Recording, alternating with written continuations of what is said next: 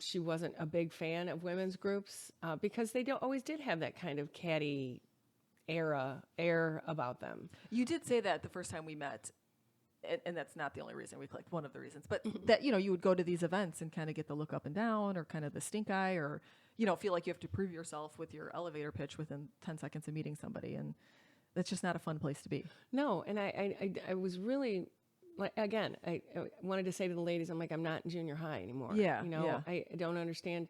That's one of the biggest things that when we train our leaders for WESOS, one of the biggest things we say is you have to welcome every woman who comes. I don't care if you like them or not. Yeah. And not everybody clicks with everybody. Right. And that's okay. But you have to respect everybody. And Right. you have to respect other people's opinions. And just because I have a different opinion than you doesn't mean I'm wrong and you're right. It just means we have a difference of opinion. And I've been to your events, and I will say that that's absolutely true. And 100% you're the one driving that. Not that everybody else isn't too, but I see you actually leading from the front doing that, which is cool.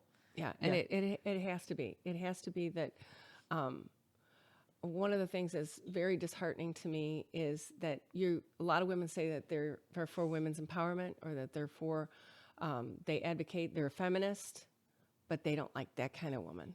Yeah. Like, but she's a woman. Yeah. I'm very confused by that whole statement. It's like, I am for women 100%, but if you believe this, I'm not for you. Yeah.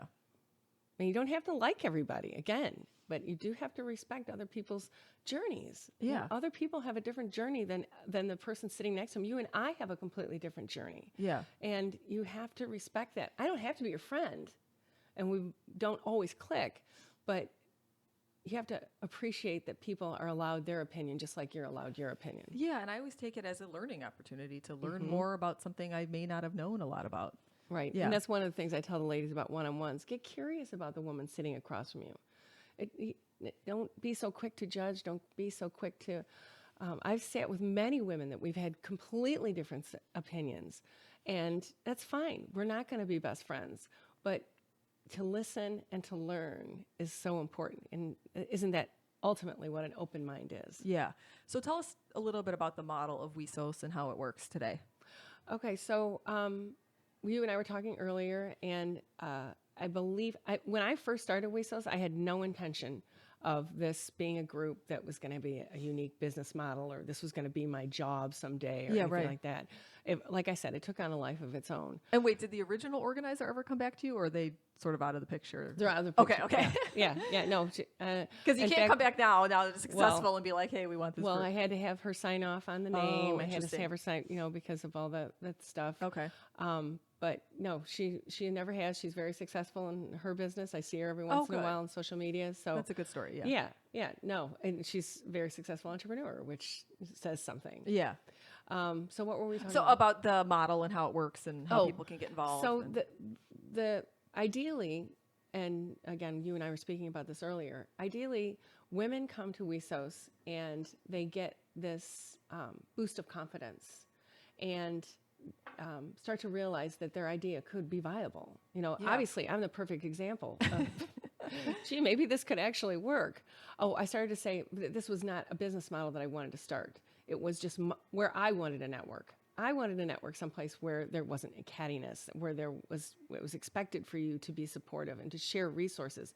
So much of the time people come from a scarcity mentality rather than the abundance mentality of, there's plenty of people who need a massage. It doesn't have to be, well, we're fighting about it, or you can't come in the room because of this. And just because someone's getting something doesn't mean that somebody else doesn't get something. So I love the abundance mentality. So I took that on just a few years ago after reading some books, and it's amazing how it changes the opportunities that come your way and just your overall happiness. So I love that abundance mentality. Well, at the time that I started with setting up these parameters and things, I was heavily immersed in The Go-Giver. Okay, So I'm not familiar. No. Oh, you should read The Go-Giver, yeah. Very good. Well, it comes from the idea that the more you give, the more you get. Yeah, I love that. And I say very often in some of the meetings that we have is, if you knew that whatever you gave, and you really did believe that you were going to get it back tenfold, we should spend our entire lives giving, because then you're going to be selfishly. Because it's not going to come back to you. Yeah. So if I give to you one thing today, but I'm going to get 10 things from the universe in the next month or something, why wouldn't I find 10 of you today Yeah. to give to? Guess what? It makes you feel good too. Yeah, absolutely. Even my daughter, teenager, she's like, I'd much rather give out gifts than get gifts, which I'm so glad that she thinks that way. And I think it's true. The more you give, the more you get back.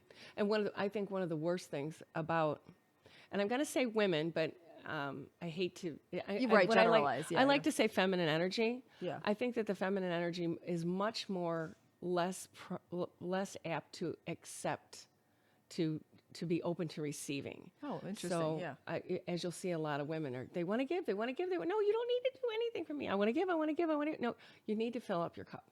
So if somebody is offering you help or offering you support, take it and just know that if you feel obligated to reciprocate, that's in you. Unless that person says, well, if I do this for you, then you owe me that.